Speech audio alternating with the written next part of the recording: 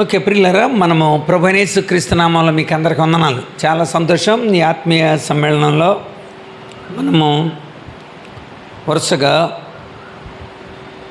మంచి కరికులంని ఏర్పాటు చేసుకొని దేవుని యొక్క లేఖనాలని పరిశోధించడానికి, అభ్యసించడానికి మూలమైన అంశాలని మనము ధ్యానం చేసుకుంటూ వస్తున్నాం. ఈ ఒక సంవత్సరం గడిచి మనము మరలా ఒక అర్ధ సంవత్సరాన్ని ముగించుకున్నాం. ఈ 18 నెలల ఈ సుదీర్ఘమైన ఈ యొక్క అభ్యసన కార్యక్రమంలో ప్రధానంగా మన కరికులం ప్రకారం 3-4 ప్రధానమైన అంశాలని మనం పెట్టుకున్నాం మన కరికులంలో. ఎందుకంటే మనము ఒక క్రమానుగతంగా మనం ధ్యానం చేస్తాం కనుక, అందులో మనం తీసుకున్న మొట్టమొదటి అంశం ఏంటంటే అభ్యసించాలి. ఏ విషయాన్నైనా మనం అభ్యసించాలి. ఈ అభ్యసనం అనబడని మానసిక శాస్త్రపరంగా కీలకమైన ఈ చాప్టర్ని మనం తీసుకున్నాం. ఇందులో భాగంగా మనం అభ్యసనానికి మొట్టమొదటి మనకు కావాల్సింది ఏకాగ్రత గురించి చూసాం. The principle of concentration. ఏకాగ్రత, motivation, concentration, guidance and result, ఫలిత. మొట్టమొదటిగా మనము మోటివేషన్, మనము ఎలా మోటివేట్ అవ్వాలి, ఎలాంటి మోటివేషన్ ఉంటుంది, ప్రేరణ అనే విషయాన్ని తీసుకున్నాం మనం. ప్రేరణ, ద ప్రిన్సిపల్ ఆఫ్ మోటివేషన్ మొట్టమొదటి మనం ధ్యానం చేసాం. ఆ తర్వాత ప్రిన్సిపల్ ఆఫ్ కాన్సన్ట్రేషన్ మనము ధ్యానం చేసాం. The principle of guidance and కౌన్సిలింగ్లో ఉన్నాం మనం. సో దేవుడు మనకివ్వబడిన ఈ తరుణాలని మనం అలా సద్వినియోగం చేసుకుందాం. ఈ కౌన్సిలింగ్లో వ్యక్తిగతమైన కౌన్సిలింగ్ మనం చూసాం, సంస్థాగతమైన కౌన్సిలింగ్లో మనం ఉన్నాము. సంస్థాగతమైన కౌన్సిలింగ్లో డైరెక్ట్గా పౌలు సంఘాలకి పత్రికల ద్వారా రాసిన విషయాలు మనం ధ్యానం చేసాం. ఇప్పుడు పాస్టోరియల్ లెటర్స్లో, అంటే పాస్టర్స్కి లెటర్స్ రాసి సంఘానికి ఏ విధంగా ఉండాలనే నమూనాని మనం చూస్తున్నాం. అందులో తిమోతి పత్రికని మనము ఆధారంగా చేసుకొని ధ్యానం చేస్తున్నాం. తిమోతి మొదటి పత్రిక. ఇది పర్మనెంట్ మార్కర్ అండి. ఇవి సీడీల మీద రాసేది, ఇది బోర్డు మీద కదా, వైట్ బోర్డుకి సంబంధించింది కాదు. ఇది ఒకళ్ళు రాసినా చెరగదు. This is the permanent marker. సరే, అందుచేత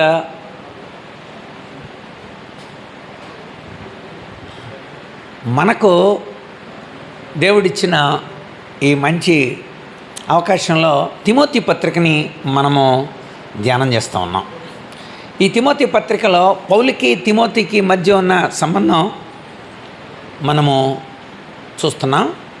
అంతేకాకుండా ముందు అది ధ్యానం చేసాం, ఒక గురు శిష్యుల మధ్య ఉండే అద్భుతమైన సంబంధం ఎలాంటిదో. ఆ తర్వాత వ్యక్తిగతంగా పౌలు తిమోతిని ఎలా సిద్ధపరిచాడు అన్న విషయాల్ని మనం చూస్తున్నాం. వ్యక్తిగతంగా ఎలా సిద్ధపరిచాడు, అందుకోసం తిమోతికి చెప్తూ ప్రధానమైన 5 విలువల్ని గుర్తు చేశాడు. ప్రజలకి నీకు మధ్య ఎలాంటి సంబంధం ఉండాలి, దేవునికి నీకు మధ్య ఎలాంటి సంబంధం ఉండాలి అన్న విషయాల్ని చెప్పాడు. అందులో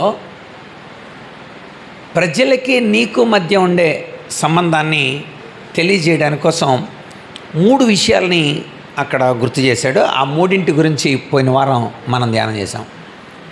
అందులో ప్రజలకి నీకు మధ్య సత్సంబంధాల్లో మాటలోనూ, ప్రవర్తనలోనూ, ప్రేమలోనూ నువ్వు జాగ్రత్తగా చూసుకో. అది ఆ 3 ప్రజలకి మనకి మధ్య ఎలాంటి సంబంధం. మాటలో ఎలా ఉండాలి, వాళ్ళతో మనం మాట్లాడేటప్పుడు మన సంభాషణ ఉప్పు వేసినట్టుగా ఉండాలంట. ఉప్పు వేసినట్టుగా. కొలస్సీ పత్రికలో ఆ మాటని గుర్తు చేస్తాడు. కొలస్సీ పత్రిక 4వ అధ్యాయంలో మనము ఆ విషయాన్ని కూడా అక్కడ ఎంటర్ చేసుకోవాలి. ఉప్పు వేసినట్టుగా రుచికరంగా ఉండాలంట మన మాటలో. 6వ వచనంలో చేస్తూ, చాలామంది ఉప్పు వేసినట్టుగా రుచికరంగానే ఉంటాయి మాటలు, కానీ అది కృపాసహితమైన మాటలు అయి ఉండాలి అంటాడు మళ్ళీ పక్కన.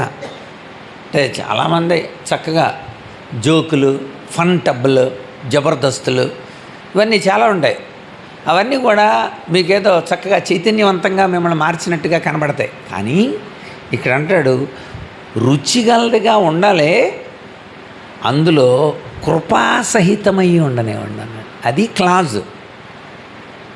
కనుక మీరు ఫన్ టబ్బుల్ని లేకపోతే మీకు చక్కగా సంతోషపరిచే వాటిని మీరు రుచికరం కలిగిన ఉప్పు వేసినట్టుగా ఉన్నాయండి అని అనుకోవటానికి వీల్లేదు.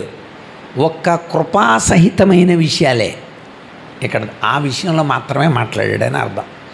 అందుకని అక్కడ రాసి, కనుక మీ మాటల్లో కృపాసహితంగా ఉండాలి, ఉప్పు వేసినట్టుగా రుచికరంగా ఉండాలంటే అర్థం ఏంటి? సమయానుసారమైన, సందర్భోచితమైన, అవసరమైన, అన్నేసి చూడు నన్నేసి చూడు అని ఉప్పు అన్నట్టు మీరు కూడా అలా ఉండాలి. Very good. ఆ తర్వాత మనం చూసాం ప్రవర్తనలో ఈ విషయాన్ని కూడా మనం ధ్యానం చేసాం. 3వది ప్రేమలో కూడా. కనుక అలా ప్రేమించకపోతే చాలా కొరింథీయులకు రాస్తూ చాలా షరతులు కూడా చెప్పాడు. స్వేచ్ఛ ఉందని మన ఇష్టానుసారంగా ప్రవర్తించకూడదు.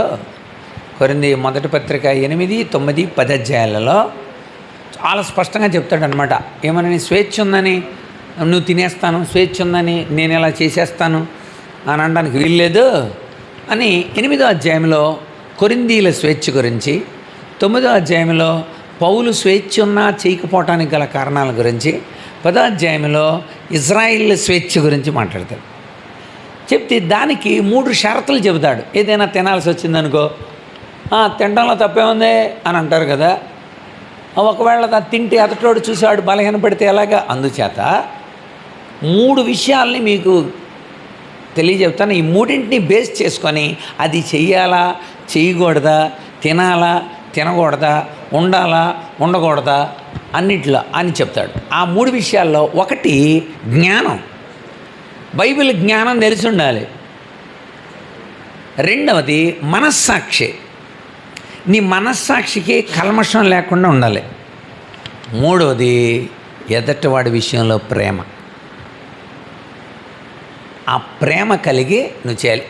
ఈ 3 ఉన్నప్పుడు ఏ పనైనా చేయొచ్చు అంటాడు. మనస్సాక్షి కల్మషం ఉండకూడదు, బైబిల్ జ్ఞానానికి విరుద్ధంగా ఉండకూడదు, నీ స్నేహితుడు అభ్యంతర పడకూడదు, నీ పొరుగోడు అభ్యంతర పడకూడదు. కనుక ఈ 3 షరతులతో చెప్తాడు 8, 9, 10 అధ్యాయాలు.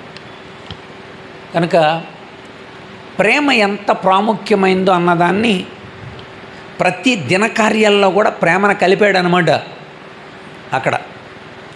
అందుకని ఆ తర్వాత 13వ అధ్యాయంలో దాని యొక్క విశిష్టత చెప్తాడు.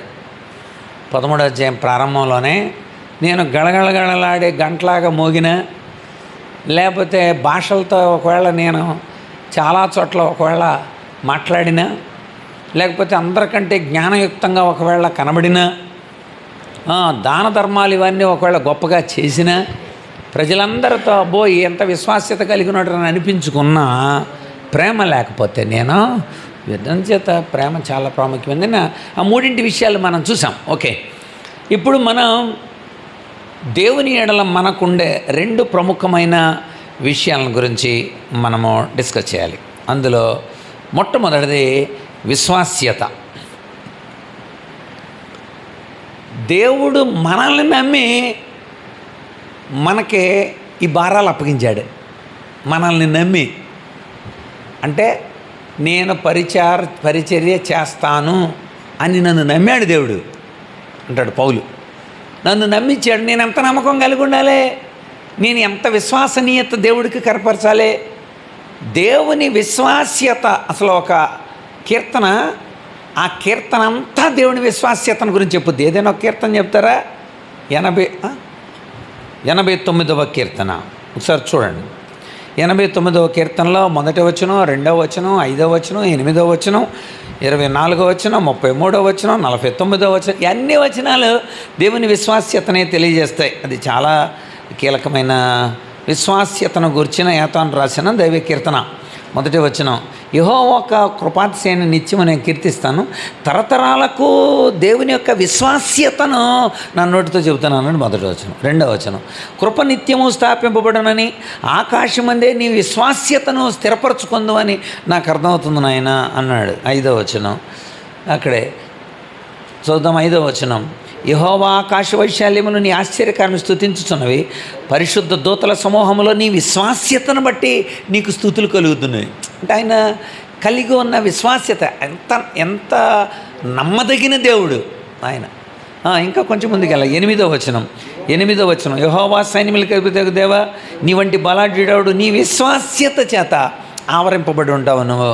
24వ వచనం, నా విశ్వాస్యత నా కృప అతనికి తోడై ఉంటుంది అని నువ్వు చెప్పావు కదా నాయనా అని అంటాడు.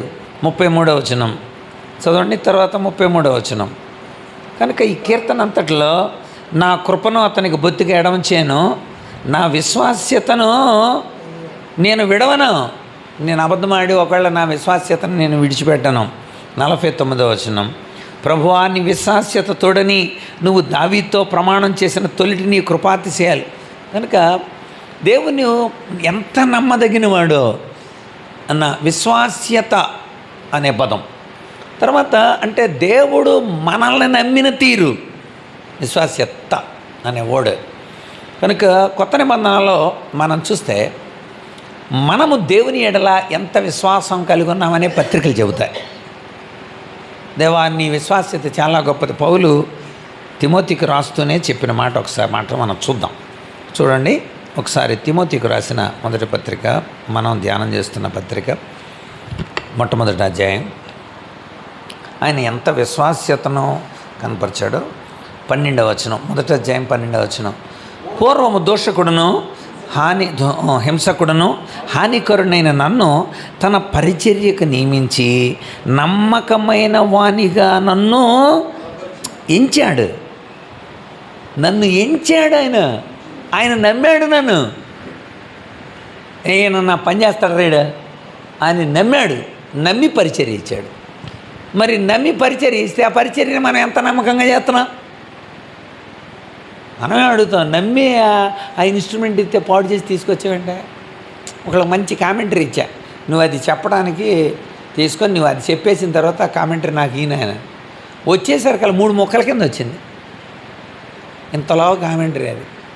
అంటే కనీసం నువ్వు ఇచ్చేటప్పుడైనా కనీసం ఇది అంటించేవాలి, లేకపోతే ఇలా తీసుకున్నాం కదా, ఇదేనా నేను నీకు ఇచ్చిన పుస్తకానికి నువ్వు ఇచ్చిన విలువ? పుస్తకాన్ని వాడేసావు తప్ప దాని విలువను గుర్తించావా? దాని యొక్క అది ఎలా భద్రం చేయాలన్న విలువను గుర్తించావు. చాలా బాధ కలిగింది నాకు. సో దేవుడు కూడా నీకు పరిచరిస్తే తిమోతి నీ విశ్వాస్యత దేవుని ఎడల ఎంత ఉంది? కనుక దేవుని యొక్క విశ్వాస్యత అంతా సృష్టి అంతట్లో కనబడుతోంది. ఆ విషయం ప్రకటన గ్రంథం వరకు కూడా మనకు కనబడుతూనే ఉంటుంది. ఆయన విశ్వాస్యతను గురించి ఎంత పొగిడినా మనకి అంతుపట్టను. తరములు కూడా నీ విశ్వాస్యత నిలిచి 119వ కీర్తనలో కూడా ఉంటుంది, 90వ వచనంలో. కనుక దేవుని యొక్క విశ్వాస్యత మన ఎడల ఉంది. దానికి తగినట్టుగా మనం నడుచుకోవాలి. ఆయన మనల్ని నమ్మిన తీరును బట్టి మనం ఆయనకి న్యాయం చేయాలి. మనకిచ్చిన పిలుపుకు తగినట్లుగా నడుచుకోండి అంటాడు. అందుకని పిలుపులోని ఏర్పాటు నీకు అర్థమైందా అంటాడు పేతురు. అయితే కనుక మనం దేవుని ఎంత విశ్వసించాం. అసలు పేతురు తన 2 పత్రికల్లో కూడా ఈ విశ్వాస్యతని కొనసాగించే తీరునే రాశాడు. అందుకనే పేతుర్ని ద అపోస్టల్ ఆఫ్ హోప్ అన్నారు. అపోస్టల్ ఆఫ్ హోప్, నిరీక్షణ అపోస్తలుడు అని పేరు పేతురుకి. పౌలుకి ద అపోస్టల్ ఆఫ్ ఫెయిత్, విశ్వాస సంబంధమైన అపోస్తలు. అందుకని పౌలు పత్రికలన్నింటిలో విశ్వాసం కనబడుతుంది, పేతురు పత్రికలన్నింటిలో నిరీక్షణ కనబడింది. ద అపోస్తల్ ఆఫ్ లవ్ అని యోహాను పత్రికలో పేరు, యోహానుకు. కనుక ప్రేమ సంబంధమైన అపోస్తలుడని యోహానుకు పేరు. సో పేతురు పత్రికలో నేను మీకు గుర్తు చేస్తాను. అంటే పేతురు ఈ విశ్వాస్యతని ఎలా కొనసాగించుకోవాలి నిరీక్షణారూపంలో అంటే దేవుని ఎడల మనకు విశ్వాసం ఉంది అంటేనే సరిపోయిందేంటి? ఆ విశ్వాస్యతని మనము కనపరుచుకోవాలి, ఆ విశ్వాస్యతని రుజువు చేసుకోవాలి, ఆ విశ్వాస్యత తెలియజేయబడాలి. ఆ విషయాలు చెప్తాడు. పౌలు చెప్పిన విషయాలు కూడా మనం ఇక్కడ చూద్దాం. మొట్టమొదటి అధ్యాయం చూడండి, 5వ వచనం. కడవరి కాలమందు బయలుపరచుటకు సిద్ధంగా ఉన్న రక్షణ మీకు కలిగినట్లు విశ్వాసము ద్వారానే దేవుని శక్తి చేత కాపాడబడే మీ కొరకు. అంటే అర్థం, ఈ విశ్వాసాన్ని మీరు కొనసాగించుకున్నంత కాలం దేవుని ద్వారా కాపాడబడతారు మీరు. అంటే దేవుని మీద మీకు ఉంచిన విశ్వాసం మిమ్మల్ని ఎప్పుడు కాపాడుతూ ఉంటుంది అంటాడు. అంటే మీరు ఆయనను చూడకపోయినను అంటాడు కదా, ఇక్కడే ఉంటుంది మనకి. చూడండి అక్కడ కింద వచనాలలో 8వ వచనం, మీరు ఆయనను చూడకపోయినను ఆయన ప్రేమిస్తున్నారు కదా. దాని పేరేం పేరు? విశ్వాసం. చూడకపోయినా ప్రేమిస్తున్నారంటే అర్థం ఏంటి? చూడకపోయినా మీరు దాన్ని నమ్మారంటే దాన్ని ఏమనాలి? మనం విశ్వాసం అనాలి. హెబ్రీ పత్రిక 11:1 ప్రకారం విశ్వాస నిర్వచనం అది. మనం చూడలేని దాన్ని ఉన్నదని నమ్మడం. విశ్వాసానికి ఒక నిర్వచనం ఇచ్చాడు. బైబిల్ మొత్తంలో డైరెక్ట్ నిర్వచనం ఇచ్చింది హెబ్రీ 11:1. విశ్వాసం అనున్నది నిరీక్షించు వాటి యొక్క నిజస్వరూపము, అదృశ్యమైనవి ఉన్నవి అనుటకు రుజువు. అంతే. అందులో 2 భాగాలు చెప్పాడు. ఏదైతే ఎదురు చూస్తున్నామో దాన్ని చేరతాం, ఏదైతే లేదో అది ఉంది, అది విశ్వాసం. అందుకని ఇక్కడ పేతురు రాస్తూ దాన్ని నిరీక్షణ వైపుకు నడిపించడానికి అంటాడు, మీరు చూడకే దేవుణ్ణి ప్రేమించారుగా. దేవుణ్ణి ఏమైనా చూసారా? చూసినోడు బతకడా? కానీ పరలోకాన్ని చూసారా? చూడలేదు. మరి ఎలా నమ్మారు మీరు? దేవుని యొక్క కుమారుడు యేసుక్రీస్తు ఈ లోకానికి వచ్చి ఆ విశ్వాసాన్ని మనకు పుట్టించాడు. ఆయన వాక్యం మనకు విశ్వాస్యతనిచ్చింది కనుక ఆయన మాట నమ్మాము, అక్కడ చేర్చబడతామని నిరీక్షణతోనే ఉన్నాం మేము అని అంటాడు. ఆ విశ్వాసం మిమ్మల్ని కాపాడుతుంది. ఇక్కడ అంటాడు 8వ వచనం చూడండి, 8వ వచనం, మీరు ఆయన్ని చూడకపోయినను ఆయనని సేవించుతున్నారు కనుక, ఆయన కన్నులారా చూడకే మీరు విశ్వసిస్తున్నారు కనుక విశ్వాసానికి ఫలం పొందుతారు. అది విశ్వాసానికి ఫలం పొందుతారు మీరు. అంటే విశ్వాసం అనేది ఒక్క రోజులో ఉండేది కాదు, రిజల్ట్ పొందేదాకా మీరు విశ్వాసాన్ని కొనసాగించాలి. కొనసాగింపబడే విశ్వాసం ఇది. అందుకనే ఆ పై వచనంలో అంటాడు, ఈ విశ్వాసం పరీక్షకు నిలిచిందై ఉంటుంది అని. అంటే కొనసాగింపబడటం అంటే అర్థం ఏంటి? మీరు దాన్ని కొనసాగిస్తూ ఉన్నప్పుడు ఎన్నో ఆటంకాలు ఏర్పడతాయి మీ జీవితంలో. అందుకని ఆ పై వచనం చదివితే మనకి, నశించిపోయే సువర్ణం అగ్ని పరీక్ష వలన శుద్ధపరచబడుచున్నది కదా, దానికంటే అమూల్యమైన మీ విశ్వాసం ఈ శోధనలకు నిలిచినదే. అంటే విశ్వాసాన్ని మనం కొనసాగిస్తుంటున్నాం. విశ్వాసాన్ని కొనసాగిస్తే మనం రక్షింపబడుతున్నామని అర్థం. ఈ విశ్వాసం అనేక శోధనలకి నిలుస్తుంది. ఎందుకని మీరు ఉంచింది దేవుని మీద విశ్వాసం. ఆ దేవుని మీద ఉంచిన విశ్వాసం అమూల్యమైన విశ్వాసం కనుక శోధనలకు నిలిచినదై చివరిలో అంటే నిరీక్షణగా మనం దాన్ని కొనసాగిస్తూ ఉన్నప్పుడు దేవుడు వస్తాడు, విశ్వాసం వచ్చేదాకా ఆగటం నిరీక్షణ. దేవుడు ఇస్తాడు, విశ్వాసం ఇచ్చేదాకా ఆగటాన్ని ఏమంటారు?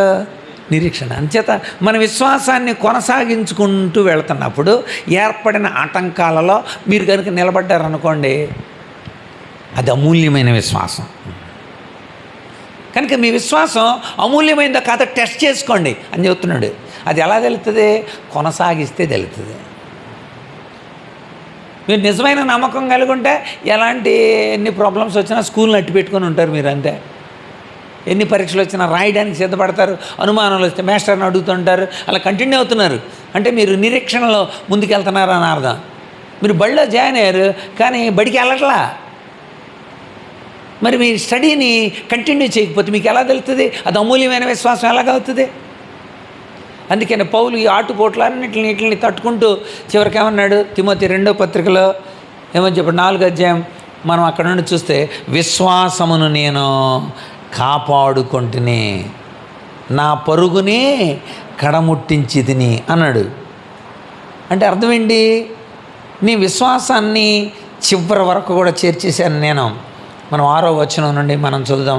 తిమోతికి రాసిన 2వ పత్రిక 4వ అధ్యాయం 6 నుండి. నేను ఇప్పుడే పానార్పణంగా పోయపడుచున్నాను, నీ వెడల్పు కాలమాసన్నమైంది. 7వ వచనం. మంచి పోరాటం పోరాడి తిని, నా పరుగు కడముట్టించి తిని, నా విశ్వాసమును నేను కాపాడుకుంటుని. అంటే విశ్వాసాన్ని కాపాడుకుంటూ వెళ్ళాలి. పేతురు చెప్పినప్పుడు విశ్వాసం శ్రమల్లో నుండి నడవాలి. విశ్వాసం అమూల్యమైన విశ్వాసం అయి ఉండాలి. ఈ విశ్వాసం ఎరగని దేవుణ్ణి, చూడని దేవుని మీద ఉండాలి. ఈ విశ్వాసం రక్షణకు మూలమైన విశ్వాసం అయి ఉండాలి. నాకు లాటరీ టికెట్ వస్తుంది, అది గెలుస్తాం మేము, లాటరీ టికెట్ వస్తుంది అని 100 రూపాయలు పెట్టి టికెట్ కొన్నావు నువ్వు, దాని మీద కూడా నీకు విశ్వాసం ఉంటుంది. కానీ మీరుంచే విశ్వాసం ఆత్మరక్షణ మూలమైన విశ్వాసం అంటాడు ఇక్కడే పేతురు రాస్తూ. మీరు ఆయన చూడక విశ్వసించున్నారు, విశ్వాసమును ఫలమైన ఆత్మరక్షణ పొందుతున్నారు మీరు అంటాడు. చూడండి అక్కడే చెప్పాడు. అక్కడ 8వ వచనంలో, మీరు ఆయన చూడకపోయినను ఆయన్ని ప్రేమించున్నారు, ఇప్పుడు ఆయనను కన్నులారా చూడక విశ్వసించు, మీ విశ్వాసమునకు ఫలం ఈజ్ ఈక్వల్, అనగా ఆత్మరక్షణ పొందుచు చెప్పన శక్యము కానీ మహిమాయుక్తమైన సంతోషాన్ని మీరు కలిగి ఉన్నారు ఆత్మరక్షణ ద్వారా. అంటే మీ విశ్వాసాన్ని కొనసాగిస్తే సంతోషం ఉంటుంది. మీ విశ్వాసం శోధనలకు నిలిస్తే మెప్పు ఘనత ఉంటుందంటాడు 10వ వచనంలో. 7వ వచనం. ఇవన్నీ బోర్డు మీద రాయాల్సింది, కానీ మీరు టకటక రాస్తున్నారని భావిస్తున్నాను. చూడండి 7వ వచనంలో, అమూల్యమైన మీ విశ్వాసం శోధనల చేత పరీక్షకు నిలిచినదే, యేసుక్రీస్తు ప్రత్యక్షమైనప్పుడు మీకు మెప్పు, మీకు మహిమ, మీకు ఘనత అవి ఇస్తాయంట. ఏది ఇచ్చేది? విశ్వాసమే. విశ్వాసం శోధనలకు నిలిస్తే నీకు అక్కడ మెప్పు, మహిమ, ఘనత వస్తుంది. విశ్వాసం ద్వారా ఆత్మరక్షణ పొందితే నీకు చెప్పసక్యంగానే ఆనందం కలుగుద్ది. విశ్వాసం దేవుని చేత కాపాడబడేదిగా ఉంటుంది. రోమిలకు రాస్తాంటాడు పౌలు 1:17, విశ్వాసం ద్వారానే బతుకుతాను. నీతిమంతుడు విశ్వాస మూలముగా జీవించను. 3 చోట్ల రాయబడి ఉంటుంది. ఇది రోమపత్రిక 1:17 రెండోది. నీతిమంతుడు విశ్వాస మూలంగానే బతుకుతాడు అంతే. ఎందుకని? విశ్వాసం అంతా అలాంటి విశ్వాసం కలిగి ఉన్నారు. 2వ పత్రిక స్టార్టింగ్ చూడండి, పేతురు రాసిన 2వ పత్రిక స్టార్టింగ్. అదిగో, మేము కలిగి ఉన్న ఈ అమూల్యమైన విశ్వాసం మీరు కూడా కలిగి ఉన్నారు. అమూల్యమైన విశ్వాసం అంట. మావలనే అమూల్యమైన విశ్వాసం అది. కనుక ఈ విశ్వాసం దేవుని చేత కాపాడబడుతుంది అన్నాడు పేతురు 5వ వచనంలో. ఈ విశ్వాసం మీరు దేవుని చూడకుండానే ఉంచిన విశ్వాసం, అంచేత ఆనందం పొందుతున్నారు అంటాడు 8వ వచనంలో. 7వ వచనంలో అన్నాడు, ఈ విశ్వాసం శోధనకి నిలబడింది కనుక మీకు మెప్పు, మహిమ, ఘనత కలిగిస్తుంది అన్నాడు. పౌలు అంటాడు, ఈ విశ్వాసం మీ కిరీటం ఇస్తుంది. నేను విశ్వాసం అని కాపాడుకుంటుని కనుక నా కొరకు నీతి కిరీటం. ఏమండి, పౌలుకు ఒక్కడికేనా? ఆ తర్వాత మాట చదవాలి మీరు. అక్కడ పేతురు తిమోతికి రాసిన 2వ పత్రిక 4వ అధ్యాయంలో పౌలు ఆ మాట ఎంత స్పష్టంగా చెప్పాడు. 8వ వచనం 4:8, ఇక మీదట నా కొరకు నీతి కిరీటం ఉంచబడి ఉంది, ఆ దినమందు నీతి కలిగిన న్యాయాధిపతి అది నాకు ఇస్తాడు నీతి కిరీటం. అంతేకాదు, నాకు మాత్రమే కాకుండా ఆయన ప్రత్యక్షను అపేక్షించే వారికి అందరికీ ఇస్తాడు.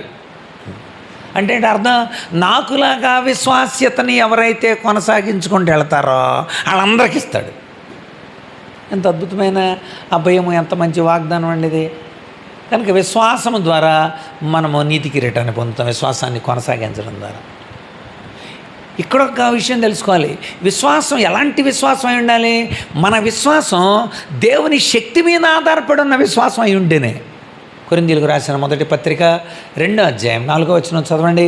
కొరింథీయులకు రాసిన మొదటి పత్రిక 2:4 చదవాలి. మీ విశ్వాసం మనుషుల జ్ఞానం మీద ఆధారపడకూడదు. అది ఆడు ఏదో చెప్పాడు ఇలా జరుగుద్ది. ఈ మధ్య నేను ఇంకొక విషయం విన్నాను మొన్న ధర్మాజీ గుడి దగ్గర. మీటింగ్లో వాళ్ళు చెప్తున్నారు, ఇక్కడ దగ్గరలో ఒక ఆయన ఉన్నాడండి, ఆయన పడక కుర్చీలో కూర్చుంటాడండి, కాళ్ళు రెండు ఇలా చాపుతాడంట, ఆయన పాదాల్లో సిలువు కనపడుతుందని అడుగుతున్నాడంట. ఆడి పాదాల్లో సిలువు కనపడతామేంట్రా, మనం పాదాలు వంచి సిలువు దగ్గర మోకరు వెళ్ళాలిరా మనం అన్న నేను. లేదని అడుగుతాడంట, ఇలా పడకొచ్చారు పాదాలలో చూపించి, రా సిలువు కనపడుతుందా, కనపడలేదంటే తన్నుతున్నాడంట. ఆ పాదంతో కనపడిందా, కనపడింది అనేదాకా తొంతాడంట. అది వాళ్ళకి స్వస్థత. ఇక్కడే మనకు దగ్గరలో ధర్మాజిగూడెం దగ్గర, ఊరి పేరు మర్చిపోయా, వెళ్ళి చూడాలి మీరు. అలాంటి పాదాల్లో సిలువు కనపడటం ఏంటండి, ఏంటి సిగ్గుమాలిన మాటలు అసలు. దానికి ఉన్న విలువని ఎంత ఎంత భయంకరంగా, ఇలాంటి వక్రం, ఇలాంటి కల్స్ వస్తున్నప్పుడు సిగ్గేస్తుంది అనమాట. దేని మీద మన విశ్వాసం?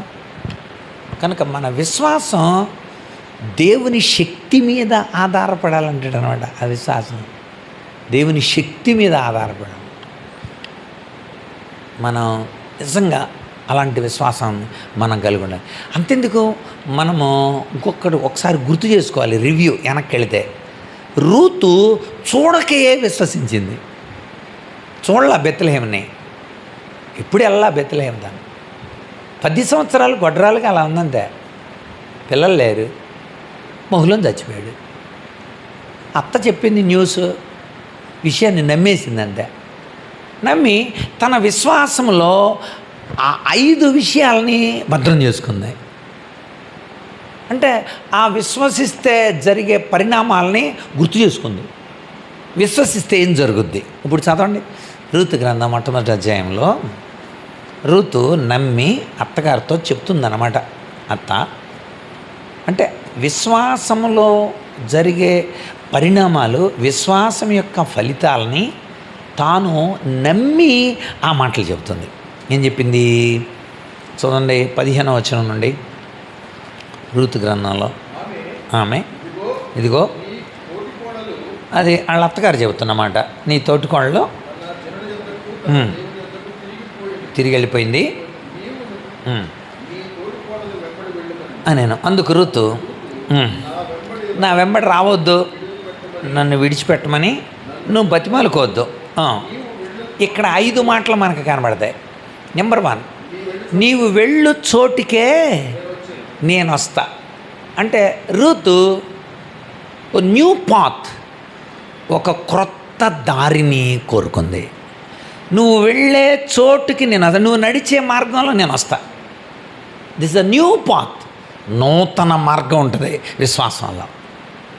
అంటే నిజంగా మనం విశ్వసిస్తే నూతన మార్గం, యేసు మనకు ప్రతిష్ఠించిన మార్గం, యేసు మనకు ప్రతిష్ఠించిన మార్గం. హెబ్రీ 10:19లో అది నూతనమైనది,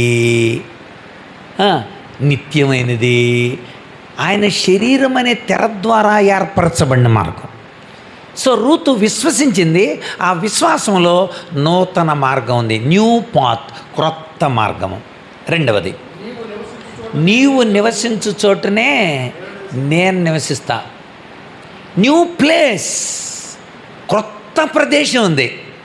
తను ఊహిస్తుంది, నేను ఇక్కడ బతుకుతాను, కానీ బెత్లెహేం వెళ్తే నాకు మంచి ప్లేస్ ఉంటుంది అక్కడ, న్యూ ప్లేస్. యేసు ప్రభు కూడా అన్నాడు, ఇదిగో నేనుండు స్థలంలో మీరు ఉండులాగన మళ్ళీ వస్తా, తీసుకెళ్తా, న్యూ ప్లేస్. యోహాను సువార్త 14:2-3 వచనాలు.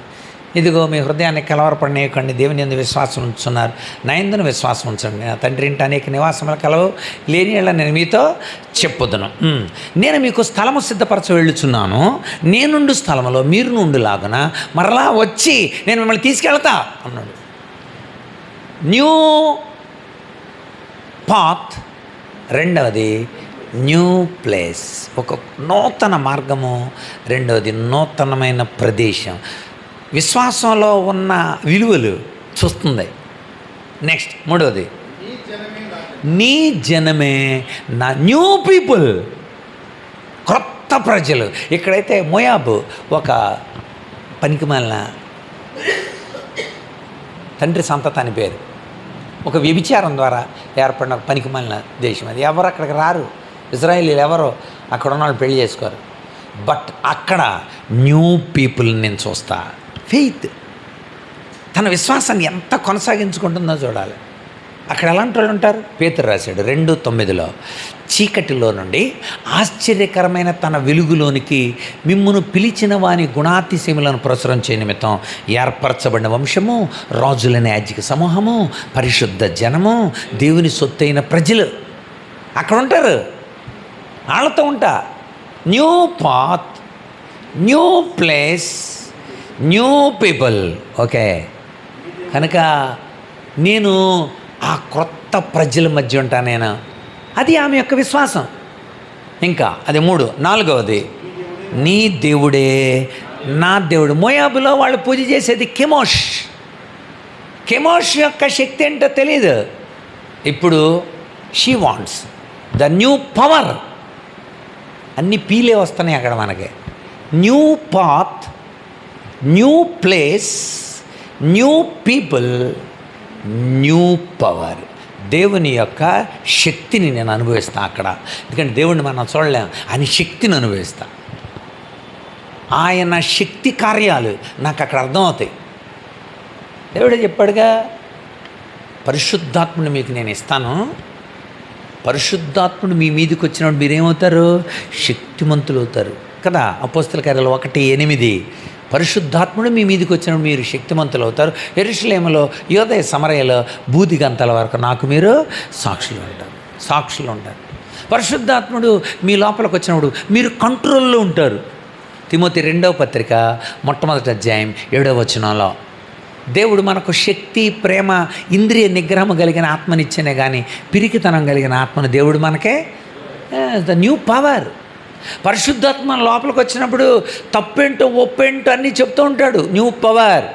యోహాను సువార్త 16వ అధ్యాయం 8వ వచనం ప్రకారం. కనుక పరిశుద్ధాత్మ లోపలికి వచ్చినప్పుడు ఒక నూతనమైన పవర్, దేవుని పవర్ని ఆత్మ ద్వారా మనం పొందుతాం. ఇది ఫెయిత్. ఇది ఇంకా ఎలా రూతు, మోయాబు పొలిమేర దగ్గర ఉన్న రూతు స్వప్నిస్తుంది. It's called vision. Faith vision ఇస్తుంది. ఆ విజన్లో ఉన్న విషయాలే. ద లాస్ట్ వన్ చూడండి, అక్కడ రాయబడిన మాట. 1 న్యూ పాత్, నువ్వు వెళ్ళే చోటుకి నేను వెళ్తాను. 2వది నువ్వు నివసించే చోటు నేను నివసిస్తాను, న్యూ ప్లేస్, నీ జనమే ద న్యూ పీపుల్. 4వది నీ దేవుడే నా దేవుడు. 4వది నువ్వు ఎక్కడ చచ్చిపోతే నేను అక్కడే చచ్చిపోతా. అంటే చచ్చిపోయేదాకా అక్కడే ఉంటాను. New prospect. What is prospect? Prospect అంటే ఏంటి తెలుగులో? దృక్పథము. ఇంకెందుకు లేదా బతుకు, ఎలాగ భర్త చచ్చిపోయాడు, అత్త కూడా వెళ్ళిపోతుంది, నేను వెనక్కి వెళ్ళిపోతానని వెళ్ళిపోయింది వార్ప. ఆమె దృక్పథం వేరు, రూత్ యొక్క ప్రాస్పెక్ట్ వేరు. ఆమె యొక్క దృక్పథం ఏంటి? జీవితకాలం నేను అక్కడే ఉంటా. The wonderful prospect. విశ్వాసములో ఉండే విలువలేవి. ఈరోజు ఇలాంటి విశ్వాసం కలిగి ఉన్నామా దేవుని ఎడల? అది అడుగుతున్నాడు పౌలు తిమోతిని. తిమోతి, నువ్వు నా విశ్వాస్యతను చూసావుగా అంటాడు అక్కడ. తిమోతి 2వ పత్రికలో చూడండి ఒకసారి. తిమోతి 2వ పత్రికలో నువ్వు నన్ను వెంబడించడంలో ఉన్న కారణాలు చెబుతూ అంటాడు. 10వ వచనం, 3:10. తిమోతికి రాసిన 2వ పత్రిక 3:10. నువ్వు నా బోధన చూసావు, నా ప్రవర్తన చూసావు, నా ఉద్దేశాన్ని చూసావు. తర్వాత ఏమంటాడు? నా విశ్వాసాన్ని చూసావుగా నువ్వు. ఎందుకని ఇన్ని శ్రమలు వచ్చినా నా విశ్వాసాన్ని చూసావు. ఇంకా నా దీర్ఘశాంతం, నా ప్రేమ, నా ఓర్పు, నా శ్రమలన్నింటినీ కూడా చూసి, హింసల్ని చూసి నువ్వు వెంబడించావు కదా. అందులో విశ్వాసం కూడా ఉంది. అంటే అర్థం పౌలు ఎలాంటి విశ్వాసం కలిగి ఉన్నాడో తిమోతికి అర్థమవుతుంది. అంచేత నువ్వు చూసావుగా, అలాంటి విశ్వాసం నువ్వు కూడా కలిగి ఉండాలి. తిమోతి, నేను మరి నా విశ్వాసాన్ని కాపాడుకున్నాను, నువ్వు కూడా నీ విశ్వాసాన్ని కాపాడుకో. రూత్ ది బెస్ట్ ఎగ్జాంపుల్గా మనం చెప్పుకున్నాం. ఇక్కడ ఒక నూతనమైన దారి. అక్కడ మీరు ఆలోచిస్తే న్యూ పాత్ ఫర్ ఫీట్, నీ పాదాలకు ఒక నూతనమైన దారి. 2వది న్యూ ప్లేస్ ఫర్ లివ్, నువ్వు నివసించడానికి ఒక క్రొత్త ప్రదేశం. న్యూ పీపుల్ ఫర్ ఫ్రెండ్స్, నువ్వు వాళ్ళతో సహజీవనం గడపడానికి, స్నేహితులుగా, నైబర్స్గా వాళ్ళు ఉండడానికి, న్యూ పవర్ ఫర్ ఫ్యూచర్. నీ భవిష్యత్తు కోసం ఒక క్రొత్త శక్తిని నీకు కావాలి. ఎందుకంటే అది లేకపోతే నీ భవిష్యత్తు లేదు. దేవుడు లేకపోతే నువ్వు లేవు. New prospect for future. కనుక దేవుడు ఎంత గొప్పగా విశ్వాస విలువల్ని మనకు చూపించాడు. అందుకని యేసు ప్రభు తమ్ముడు యాకోబు కూడా అంటాడు, ఈ విశ్వాసం క్రియలతో ఉండాలే. ఇప్పుడు అన్నీ ఆలోచించిన రూతు అడుగేయలేదనుకో, ఇంత చెప్పిన రూతు అడుగేయకపోతే ఏముంటుంది ఉపయోగం? యాకోబు పత్రిక 2వ అధ్యాయం 22వ వచనం చూడాలి. కార్యసిద్ధి కలగాలంటే, ఒక కార్యము ముందుకు కొనసాగాలంటే ఖచ్చితంగా మనకు కావాల్సింది ఏంటంటే విశ్వాసము. అది చూసారా, ఈ విశ్వాసం ఆ వేసే అడుగులతో కలిసి కార్యసిద్ధి అవుతుంది. ఇప్పుడు చాలామంది అన్నయ్య రావాలని అనుకుంటున్నాం అన్నయ్య అన్నారు తప్ప రాలా. చాలామంది అనుకుంటున్నారంట వాళ్ళు ఆత్మీయ సమ్మేళనం గురించి. అమ్మో బాగుంటుంది అన్నయ్య, ఆత్మీయ సమ్మేళనం నేను చూస్తున్నాను అన్నయ్య, పెడుతున్నారు కదా అమ్మో చాలాగానే. మరి క్రియలు వేయండి. అంటే ఆత్మీయ సమ్మేళనాన్ని గురించి నువ్వు గొప్ప చెప్పానని కాదు, అక్కడ ఆత్మీయ సమ్మేళనం నువ్వు అనుభవించాలా, ఆత్మీయ సమ్మేళనం నువ్వు నడవాలా, ఆత్మీయ సమ్మేళనం నువ్వు పాలు పొందాలా. అందుకు యాకోబు ఏమంటున్నాడు, నీ విశ్వాసం క్రియలు కలిగి ఉంటే కార్యసిద్ధి. అది కార్యం సిద్ధించాలి. సిద్ధ డ్రైవ్ అని అర్థం. సంకల్ప సిద్ధ జీవితం అంటే ఒక సంకల్పంతో డ్రైవ్ అవుతున్న జీవితం. కనుక మీరేం చేయాలి? అడుగులు వేయాలి. కనుక దేవుడే మన విశ్వాస్యతను ముందుకు కొనసాగించేవాడు. ఆయన మీద ఆధారపడినప్పుడు, ఆయన్ని నమ్ముకున్నప్పుడు, ఆయన ముందుకు నడిపిస్తున్నప్పుడు మన విశ్వాసం ముందుకు వెళ్దండి. అందుకే అంటాడు కదా హెబ్రీ పత్రిక 12 మొట్టమొదటి వచనంలో, హెబ్రీ 12:1, ఇంత గొప్ప సాక్షి సమూహం మేఘం వలె మనలను ఆవరించి ఉన్నందున మనం కూడా ప్రతి భారాన్ని, సులువుగా చిక్కులు పెట్టు పాపాన్ని విడిచిపెట్టి విశ్వాసమునకు కర్తయు దాన్ని కొనసాగించువాడైన యేసు వైపు చూచుచు. ఈ పందెపు రంగంలో ఓపికతో మన విశ్వాసమునకు కర్త, దాన్ని కొనసాగించేవాడైన యేసు వైపు చూచుచు. కనుక విశ్వాస్యతని మీరు ఎంత కలిగి ఉన్నారు? దేవుని మీద మీ విశ్వాస్యత ఎంత ఉంది? మీరు ఈ విశ్వాస వీరుల చిట్ట 11వ అధ్యాయంలో ఉంటుంది మీకు. హెబ్రీ పత్రిక 11వ అధ్యాయంలో 11వ అధ్యాయంలో ఏం చెబుతుంది? హెబ్రీ పత్రిక 11వ అధ్యాయంలో విశ్వాస వీరులు ఉంటారు. మొత్తం వాళ్ళంతా విశ్వాస జీవితమే. ఒకరికొకరు అంటే అందరూ ఒకే రకమైన జీవితాలు కలిగి ఉన్నవాళ్ళు కాదు, వేరు వేరు జీవితాలు ఉన్నాయి. అందులో 16 మంది పేర్లు రాశాడు. 19 మంది పేర్లని గుణాలుగా చెప్పాడు. ఆదాము కొడుకైన హేబేలు దగ్గర నుండి మొదలుపెట్టాడు. హేబేలు దగ్గర నుండి మొదలుపెట్టి హానోకు, నోవహు, అబ్రహాము, ఇస్సాకు, యాకోబు, అబ్రహాం భార్య అయిన శారా, తర్వాత రాహాబ్ అనబడిన వేశ్య, మోషే, 4 న్యాయాధిపతులు, యొఫ్తా, బారాకు, సంసోను, తర్వాత కాదు న్యాయాధిపతి అండి, సంసోను, గిద్యోను. సో 4 న్యాయాధిపతులు, ఒక రాజు దావీదు, ఒక ప్రవక్త సమూయేలు. ఒక సిస్టమేటిక్ ఇచ్చాడు అనమాట అందరినీ. చాలా వేరు 4 న్యాయాధిపతులు కూడా వేరు వేరు కేటగిరీస్ని 4 తీసుకున్నాడు అనమాట.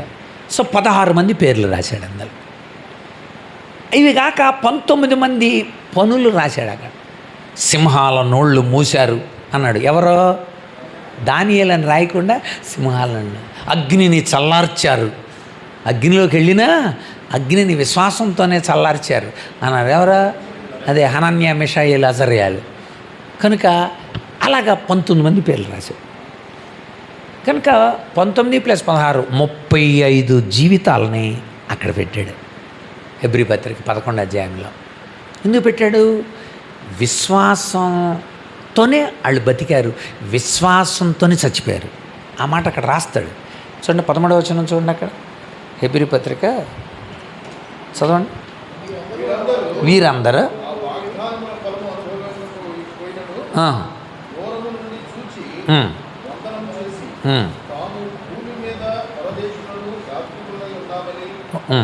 ఒప్పుకొని విశ్వాసం గలవారే మృతి పొందరి. ఇప్పుడు అర్థమైందండి. ఈ విశ్వాస వీరులందరూ అంతిమ ఏంటది? విశ్వాసమే. విశ్వాసాన్ని కలిగి ఉన్నారు, విశ్వాసాన్ని కొనసాగించారు, విశ్వాసంతోనే మృతి పొందారు. అందుచేత విశ్వాసం అంత గొప్పదే. సహజంగా మేము భౌతికంగా జనరలైజ్ చేసి చెప్పినప్పుడు విశ్వాసాన్ని ఒక కన్నుతో పోలుస్తాం అనమాట. కన్నుతో ఎందుకు పోలుస్తాం అంటే, విశ్వాసం కన్నుతో ఎందుకు పోల్చాలంటే, కన్ను బాగా ఉంటే స్పష్టంగా చూడగలదు, విశ్వాసం బాగా ఉంటే అన్నిటినీ స్పష్టంగా చూడగలరు. నీ కన్ను గుడ్డిదైతే దేన్ని చూడలేవు, నీ విశ్వాసం కూడా గుడ్డిదైతే దేన్ని చూడలేవు. చేత విశ్వాసాన్ని కన్నుతో పోలిస్తారు. స్పష్టత, దేవుని క్రియలను చూడగలుగుతావు విశ్వాసంతో, దేవుని క్రియలను పొందగలుగుతావు విశ్వాసంతో, జరగబోయే వాటిని ముందుగానే విజన్ దర్శించగలవు విశ్వాసంతో. అదే పరలోకంలో నుండి ఈ లోకానికి దేవుని శక్తిని దించగలిగింది మీ విశ్వాసమే అంటాడు ఆండ్రూ ముర్రే.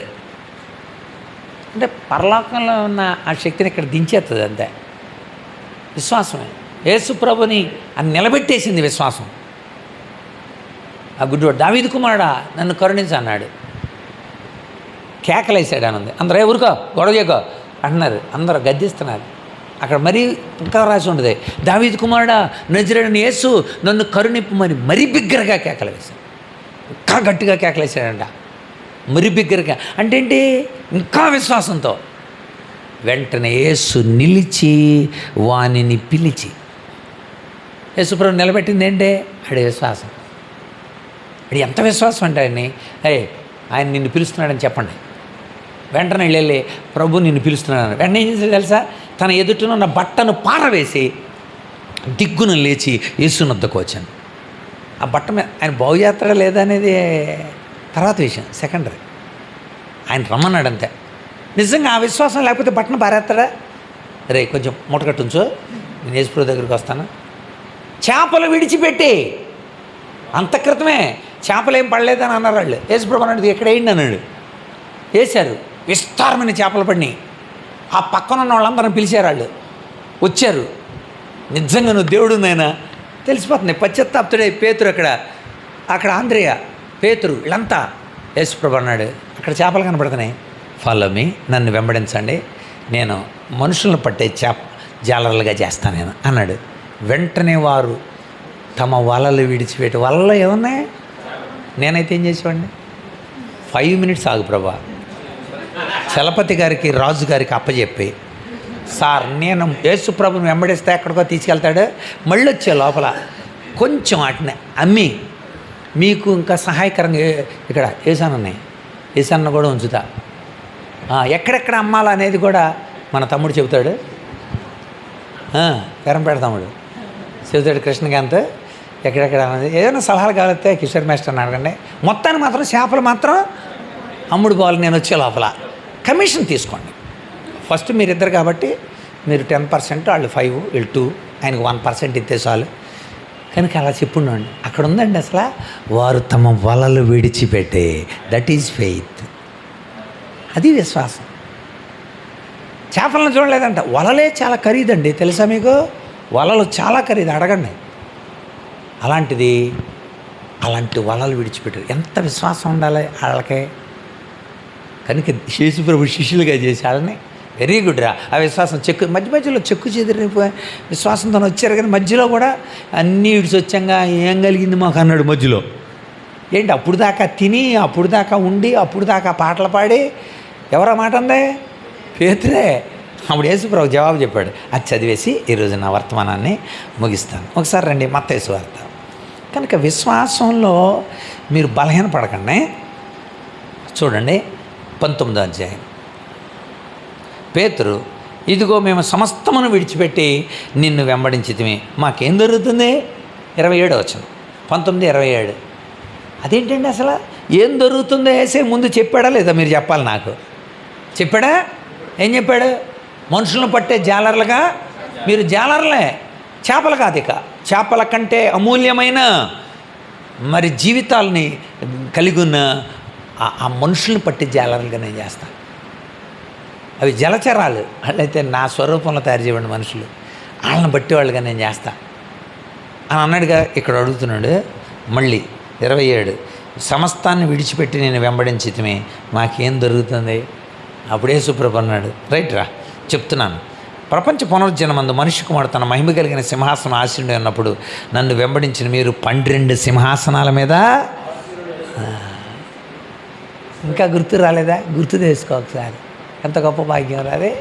అంతేకాదు ఇంకా చెబుతాడు, కనుక నా నామం నిమిత్తం అన్నదమ్ముల్ని, అక్క చెల్లెల్ని, తండ్రిని, తల్లిని, పిల్లల్ని, భూముల్ని ఇట్లన్నీ విడిచిపెట్టేసావు కదా మీరు, 100 రెట్లు ఫలం పొందుతారు. ఈ భూలోకంలో కూడా అక్కడ పొందుతారు, ఇక్కడ పొందుతారు. That is the result of faith. గుర్తుపెట్టుకోండి, విశ్వాస ఫలం ఆత్మరక్షణే కాదు, ఆశీర్వాదం కూడా. అంచేత మనం కూడా అలాంటి విశ్వాసాన్ని ప్రభు మీద అలాగే ఉంచుదాం. తిమోతి, అలాంటి విశ్వాసం కలిగి ఉండే. ఇంకోటి చెప్పాడు, అలాంటి పవిత్రత కలిగి ఉండే. వచ్చేవారం మనం ఆ అంశాల గురించి మనం చూద్దాం. కనుక దేవుని మీద మనం ఉంచవలసిన విశ్వాసం యొక్క విలువలను చూసాం. ఈ విశ్వాసం చూడకనే ఇచ్చేది విశ్వాసం. ఈ విశ్వాసం ఆత్మరక్షణతో ఆనందాన్ని ఇచ్చే విశ్వాసం. ఈ విశ్వాసం నిలబడి దేవుని నుండి మెప్పు ఘనత ఇచ్చే విశ్వాసం. ఈ విశ్వాసం అమూల్యమైన విశ్వాసం. ఈ విశ్వాసం క్రియలతో కూడుకున్న విశ్వాసం. ఈ విశ్వాసం నీతి కిరీటాన్ని మనకు అందజేసే విశ్వాసం. ఈ విశ్వాసంలో ప్రదేశం, ఒక స్థలం, ఒక ప్రజలు, దేవుడు మనకిచ్చే గొప్ప భాగ్యం, ఆయన ఇచ్చే శక్తి, ఆయన ద్వారా మనం పొందే ఉనికి, వీటన్నిటినీ తెలియజేస్తుంది. మీకు దారిని చూపించే విశ్వాసం. అది రూతులో నుండి మనం చూసాం. కనుక పేతురు అలాంటి విశ్వాసంతో పరిచర్య చేశాడు. పేతురు భార్య అద్భుతమైన విశ్వాసి అని ఉంది బైబిల్లో. కొరింథీ పత్రిక 9:5 రాస్తాడు అనమాట. కేఫా విశ్వాసురాలైన భార్యను కలిగి ఉన్నాడు, కానీ ఆమె కూడా విశ్వాసే. అంచేత బబులోనులో అద్భుతమైన సేవ చేసింది. పేతురు 68లో, క్రీస్తు శకం 68లో చనిపోయే టైం కల్లా అద్భుతమైన పరిచర్య చేసింది ఆవిడ. యోహాను కూడా, పేతురు కూడా తన పత్రిక ముగిస్తూ చివరిలో తన భార్య గురించి రాశాడు, మీ సహోదరి మీకు వందనాలు చెబుతుందని. అక్కడ మూలప్రతిలో రాస్తాడు పేతురు తన భార్య గురించి ఆ విషయాన్ని ప్రస్తావించాడు మొదటి పత్రికలో. కనుక విశ్వాసురాలైన భార్య, విశ్వాసమైన జీవితం. కనుక మనం కూడా సంపూర్ణమైన విశ్వాసాన్ని దేవుడి మీద ఉంచి పరిచర్యల్లో, మనకు అప్పగింపబడిన బాధ్యతల్లో, మన పిలుపులో విశ్వాసాన్ని కాపాడుకునే దైవజనులుగా మనం ఉండడానికి పరిశుద్ధాత్ముడు మనల్ని సిద్ధపరచునుగాక. ఆమేన్. ప్రార్థన చేద్దాం. రతముడు చిన్న ప్రార్థన మనం చేసుకుందాము, తర్వాత దివ్యం తీసుకుందాం. మా దేవా, మీకు వందనాలు, స్తోత్రాలు చెల్లిస్తున్నాం నాయన. మాతో మీరు మాట్లాడినందుకు వందనాలు ప్రభా. విశ్వాసం గురించి అనేక విషయాలను మేము నేర్చుకున్నాం ప్రభా. అవి ఆచరణలో పెట్టు ప్రభా. వాటి ప్రకారంగా మేము క్రియల రూపంలో ప్రభా మేము మృతునందునప్పటికీ విశ్వాసం మూలంగా మేము మృతునందగలగాలి ప్రభా. సహాయం అనుగ్రహించండి ప్రభా. అనేక విషయాలు మేము రాసుకున్నాం కూడా ప్రభా. అవన్నీ ధ్యానించి ఆ ప్రకారంగా మా జీవితంలో మేము అనుసరించి ప్రభా ఆ ప్రకారంగా నడుచుకుని విశ్వాసులకి మేమే ఒక మాదిరిగా అయ్యా విశ్వాసాన్ని చూపించే విధంగా మేము ఉండడానికి సహాయం చేయమని యేసు నామములో అడుగుచున్నాం తండ్రి. ఆమేన్. మన తండ్రి అయిన దేవుని ప్రేమ, కుమారుడైన యేసుక్రీస్తు కృప, పరిశుద్ధాత్మేందుల అన్యోన్య సహవాసం చేరిన మనకు, ఇదేనో రాలేని బిడ్డలకును, లోకంలో ఆయన కోసం జీవిస్తూ విశ్వాసులుగా ప్రభు ఎదుట తమ కర్తవ్యాన్ని నెరవేరుస్తున్న ఆయన జనాంగానికి అంతటికి మనకును సదాకాలము తోడేండునుగాక. ఆమేన్. ఆమేన్. అందరికి వందనాలండి. Thank you. God bless you.